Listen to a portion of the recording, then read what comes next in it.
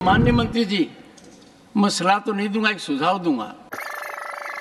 मंत्री साहब से पूछना चाहती हूँ, हम जैविक खेती की बात कर रहे हैं सर, आपके माध्यम से मैं मंत्री साहब से पूछूंगी कि जैविक खेती में अगर हम खेती करते हैं तो कम खेती होती है कंपेयर टू पेस्टिसाइड वाली खेती से, तो क्या खासकर राइस में, गेहूं में आप मिनिमम सपोर्ट प्राइस जो MSP है, जैविक खेती जो किसान कर रहा है, क्या उसको बढ़ाने के बारे में सरकार सोच रही है क्या? और दूसरा, KVK सर, मैं भी बहुत जाती हूँ कृषि विज्ञान केंद्र, अभी लगभग 720 के करीब है, और जिनको आप 20 हेक्टेयर ज़मीन देते हैं, जो किसानों को प्रोत्साहित करती है जैविक खेती के लिए। सुखाड़ है, बाढ़ है, तो कौन सी खेती करनी है, कैसी खेती करनी है।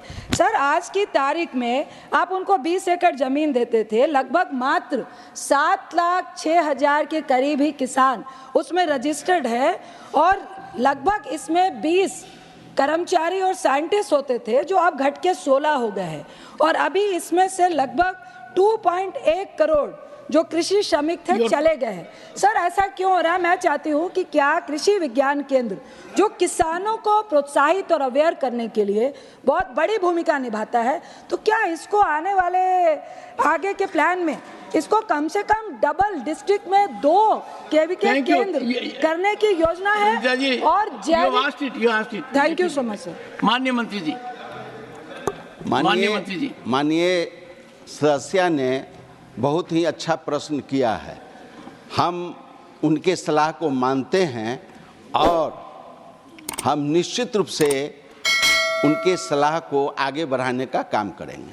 माननीय मंत्री जी, मैं सलाह तो नहीं दूंगा, एक सुझाव दूंगा। कृषि में तकनीकी का बहुत बड़ा योगदान है, और कृषि उपकरण जितने तकनीकी रूप से सर्वश्रेष्ठ हों किसान के पास, उससे कैसी खेती पर अच्छा प्रभाव पड़ेगा। अक्सर ये देखा गया है, खासतौर ट्रैक्टर के मामले में, कि किसान ये भावना रखता है कि मैं उस ट्रैक्टर को तब तक चलाता रहूं जब तक वो चल रहा है, चाहे कानून में उसकी समय अवधि 10 वर्ष की हो। तो किसान को इस बात के लिए जागरूक किया जाए कि कृषि उपकरण में सरकार सबसे ज़्यादा सब्सिडी देती है, और जो नया ट्रैक्टर आता है वो फ्यूल कंजम्पशन में भी ठीक है, और बाकी उपकरण भी अच्छी तरह से लग सकते हैं। तो इसके लिए मुझे लगता है कि एक भावना फैलाने की आवश्यकता है, क्योंकि कुछ लोग ये धारणा लिए बैठे हैं कि हमारे ट्रैक्टर को कानून की तरह जो रुकना चाहिए उसको रोकोगे तो हम ट्रैक्टर को सड़क पर ले आएंगे।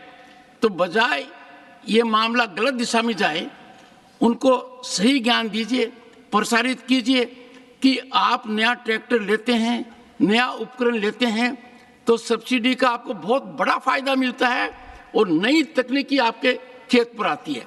इस और कुछ करना चाहिए।